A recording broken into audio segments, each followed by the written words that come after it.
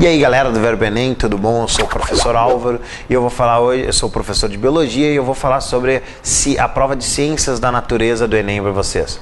Então pessoal, na prova de Ciências da Natureza do Enem pode aparecer para vocês questões sobre a evolução.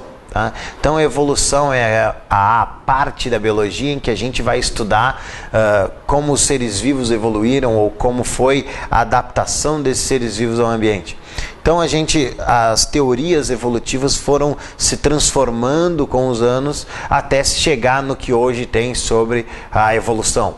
Então, primeiramente, existiam algumas teorias sobre evolução. Hoje a gente já tem que a evolução é um fato. A seleção natural, a adaptação dos seres vivos, ela existe e ela foi originada, essa ideia de seleção natural, lá pelo Charles Darwin.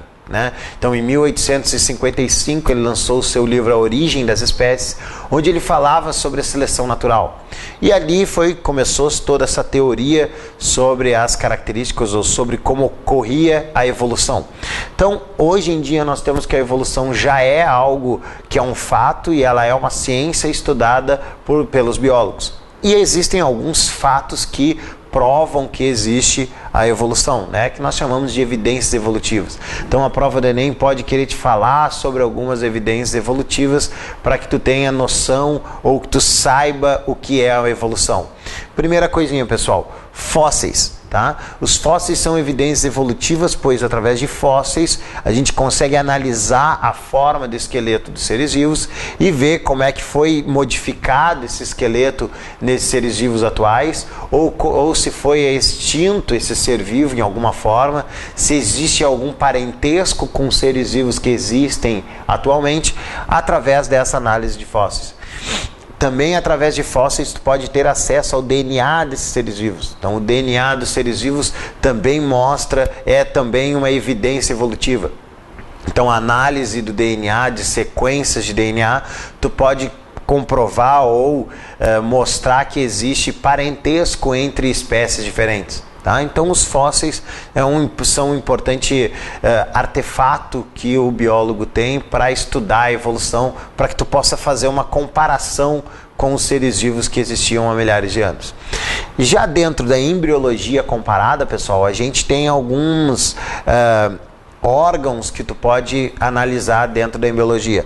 Mas primeiro de tudo, pessoal, é o seguinte, que se tu for analisar o desenvolvimento embrionário, de baixo para cima desses seres vivos, o começo do desenvolvimento embrionário dessas espécies, desses grupos de seres vivos, é muito parecido.